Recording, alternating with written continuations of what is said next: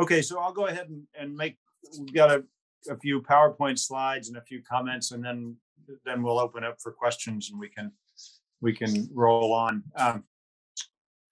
I think folks have heard me say a lot of times that the big issues that Alaska faces, and it's actually been, I think, the issue that's been there for several years, it's taxes versus dividends, and whether we should raise taxes to pay bigger dividends or not raise taxes and only pay surplus dividends, or as some would say, the dividend that we can afford. I think it's interesting that if I was still in the Anchorage Assembly and I got legislation introduced that we would, or written, that would raise $100 million in new taxes, and then the plan was to take that $100 million and divide it by the 300,000 people that live in Anchorage and write a check to everyone in the municipality, about $333 each. I don't think you could get a single person on the current assembly to sponsor that legislation.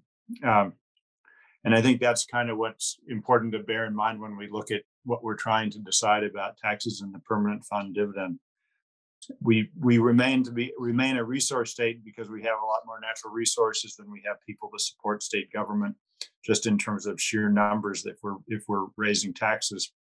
And we've shifted in recent years from being an oil state, where most of our state revenue comes from natural resources, to being an investment state, where most of state government is paid for by the income for our investments that come from natural resources.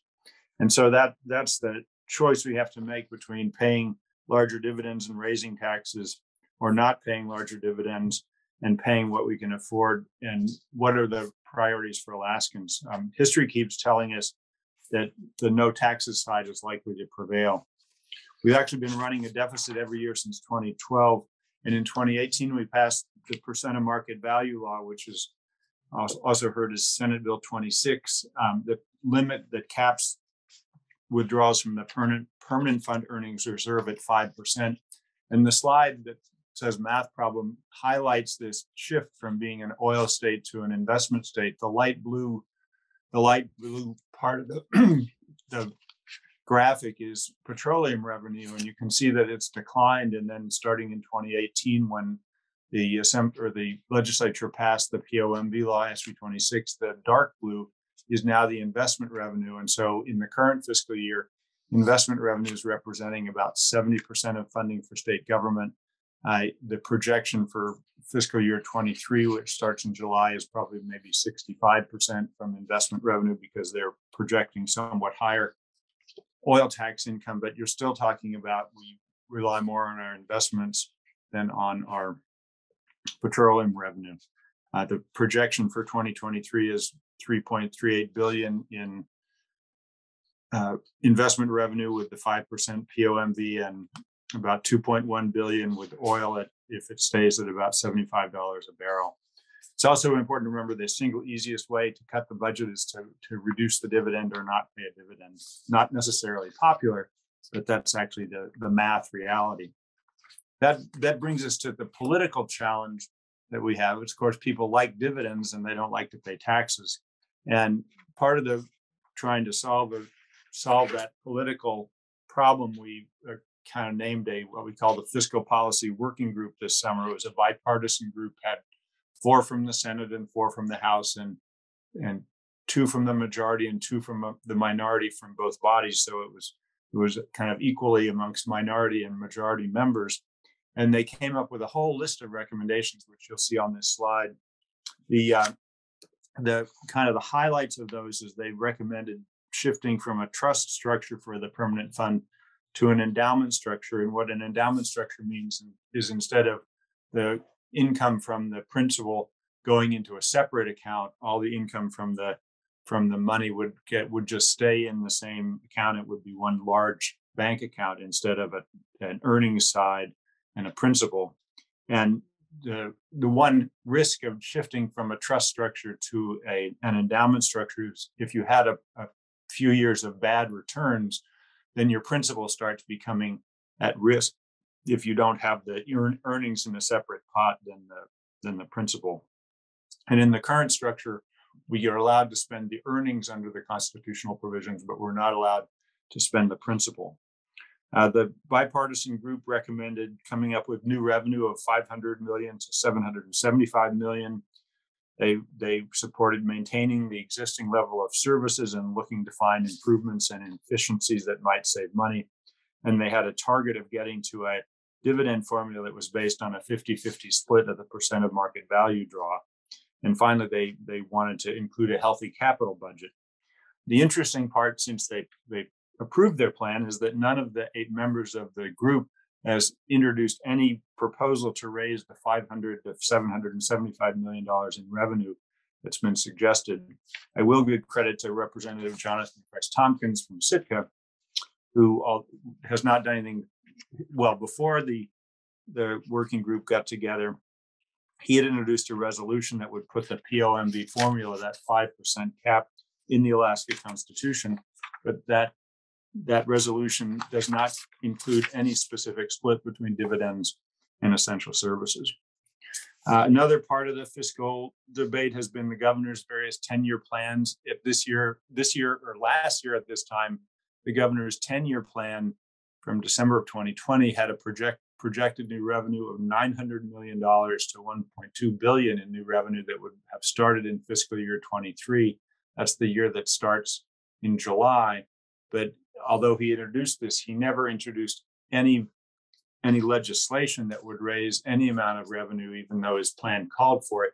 And then when he was asked at different public proceedings and meetings and whatnot, what was his plan for the new revenue, his answer was, well, that's for the legislature to come up with proposals for revenue. That's not my job as governor. My job is to like a look at what the legislature passes. And he said he'd look at it carefully, but he's never endorsed anything.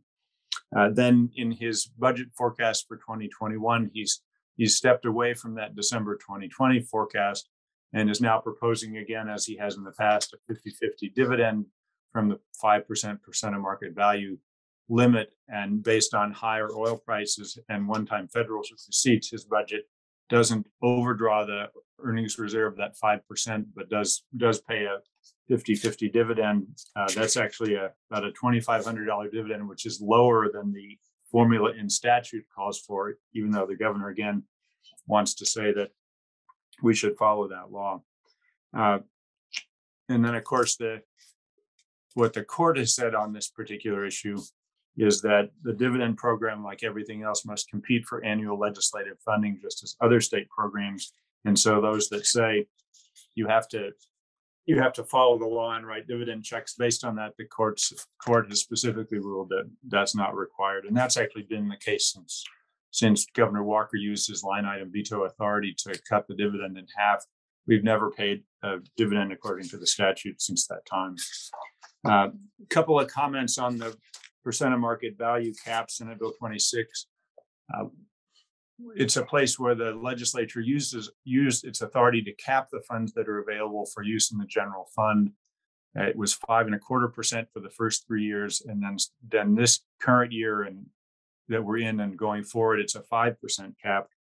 And part of the question that people have asked several times is, can you ignore that law and overdraw the earnings reserve? The governor has, not this year, but in past years, he's always advocated for overdrawing the earnings reserve, and we've never done it. And one of the questions has whether or not in a lawsuit would that cap be enforceable. I describe them as two different kinds of laws: the permanent fund law, the senior benefits program, or the longevity bonus that had statute that said, here's the amount of what you're supposed to pay. I call these thou shalt spend laws, and those are the ones the Supreme Court has basically said you have to compete with the programs. You don't have to follow the formula. Those are aspirational targets, but they're not mandatory, because essentially you don't have to spend money that you don't have. In contrast, the POMV law is what I call a thou shalt not spend law. I think it's most similar to the Anchorage tax cap. It actually attempts to restrict the money available for the legislature to spend. And the Supreme Court has ruled that in the context of public schools, we have the authority to limit the local contribution to public schools in that locality. And I think in the same way, the legislature has the authority to cap how much is available for appropriation. if we want to increase to a higher amount, then the path I would suggest is that we have to change the law and increase that percentage, or else we have to stand by the formula. There's two ways that this whole scenario could arise. First is the legislature could actually approve a budget. We haven't done that so far since 2018, but if we approved a budget that exceeded that cap, the governor actually can use his line item veto authority to bring it within the cap, and then there would be no violation of the law. Then the second potential is that the legislature approves a budget that exceeds the cap, and the governor also signs that budget and doesn't use line item veto to bring it down. And in that instance, both the legislature and the governor could face a lawsuit asking the state courts to enforce the limit from SB 26, that 5%. But we haven't gotten there yet, so not quite sure what will happen. The question I often like to ask in this context is, should we break the law, meaning the percent of market value 5% law, to somehow make a new law about dividends when the court has already ruled that the dividend formula doesn't have to be changed? We just have to write a budget that meets our needs, and we don't have to spend money we don't have. But that question about should we break the law to make the law is much of what I think the governor's arguing when he in the past has argued we should overdraw the earnings reserve. So that's Senate Bill 26 and the POMV cap, which I think is going to be one of the key issues that we're going to hear about in Juneau during the course of the session. And it's been a very hot topic pretty much the whole time since we passed Senate Bill 26. That brings us to some highlights of the governor's operating budget. He's got a $4.6 billion in undesignated general funds. That doesn't include the dividend. And in this budget, he's not overdrawing the earnings reserve and not drawing from the constitutional budget reserve. His proposal is able to stay balanced and not overdraw based on higher oil revenue. He's relying heavily on the one-time federal funds, about $375 million in federal funds. If you didn't have that $375 million, you'd be looking at a deficit of about $350 million. Dividend that's based on a 50-50 split. And he wants to put a general obligation bond on the ballot in November, and he's urging about $310 million in that general obligation bond. The governor's proposal is really based on a one-time rise in the price of oil, changes in the stock market, and one-time funding from the federal government. And it's important to note that these one-time elements do not solve Alaska's long-term financial challenges, which will continue to have upwards of $700 million in deficit spending unless we figure a way to close that. It's also note what we've been hearing some in the news is about how essential services are being maintained and some challenges. And it's always interesting because you see it in different places when actually I think the effect of some of the cuts and some of the challenges in hiring state employees are just making it harder and harder to provide the essential services. Big article in the paper about shortage of snowplow drivers. Anchorage hasn't suffered as much, but Fairbanks was sending in folks from Delta Junction and the Tok area to come to Fairbanks and take not only regular shifts but overtime shifts driving snowplows in the recent weeks with the big snowfall in Fairbanks. The vessel Taslina is actually tied to the dock in Juneau because they don't have enough crew to sail the ship.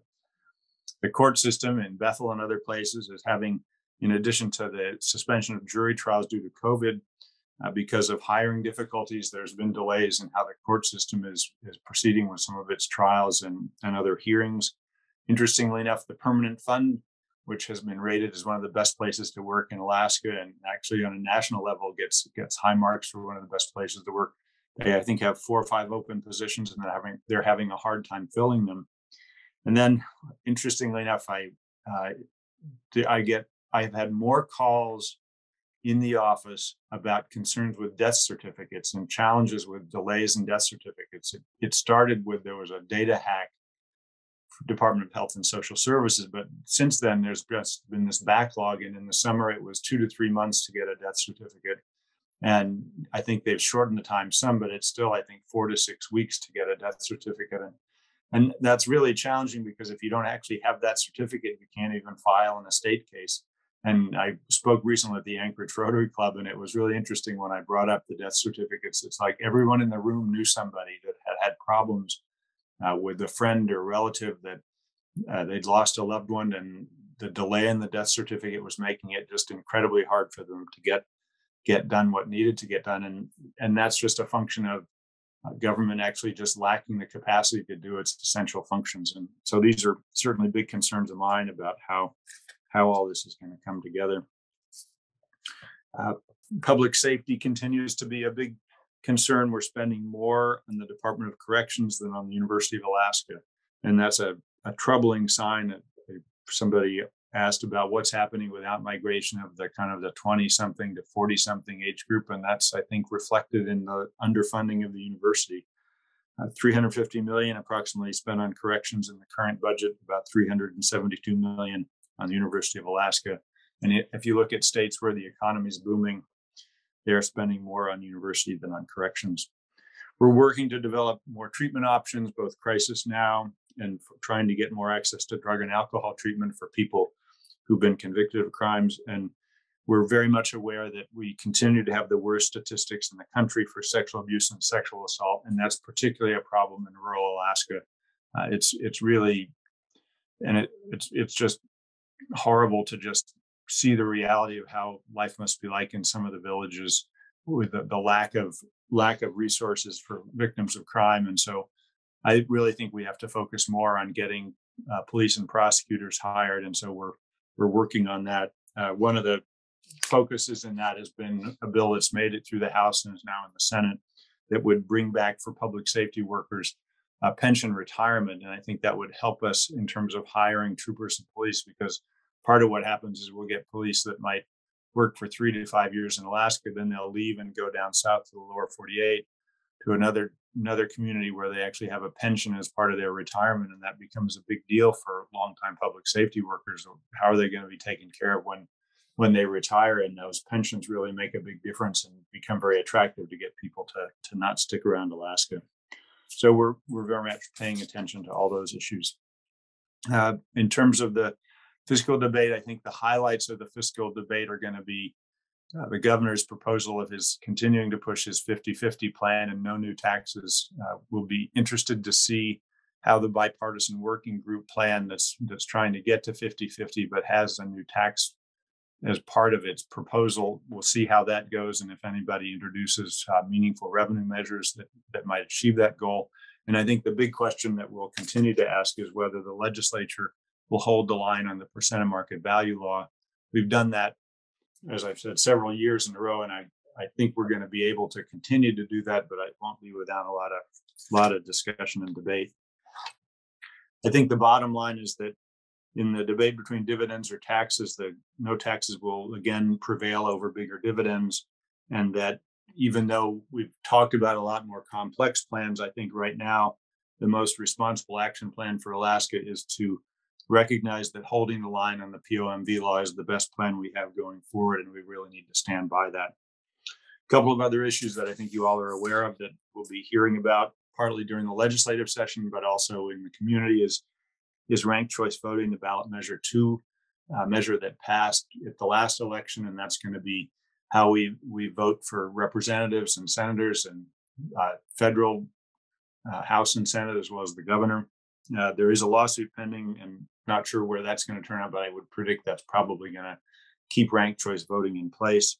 The one thing people have asked about, what happens if there's 4 candidates on the November ballot and you like 2 of them and you don't like 2 of them? Should you vote for all 4 and rank them 1 through 4? And I spent some time with former Representative Jason Grenn, who's very involved in the ranked choice voting effort, and his recommendation and kind of looking at it in more detail was that you should basically vote for the people you'd be happy to have in the office and rank them first, second, and third. If you're happy with all of them, if you only like 2 of them, you should just vote for 1 and 2 and not make a 3rd and 4th choice.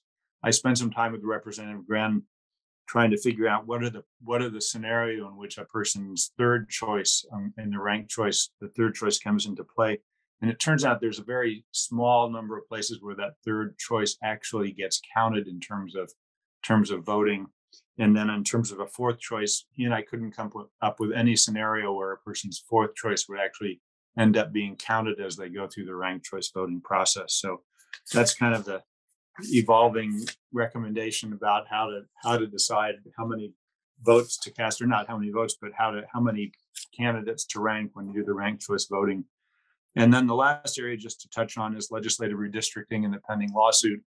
We today are technically in House District 21, which on this map here in Anchorage looks a lot more like House District 16, because that's the new proposed boundaries.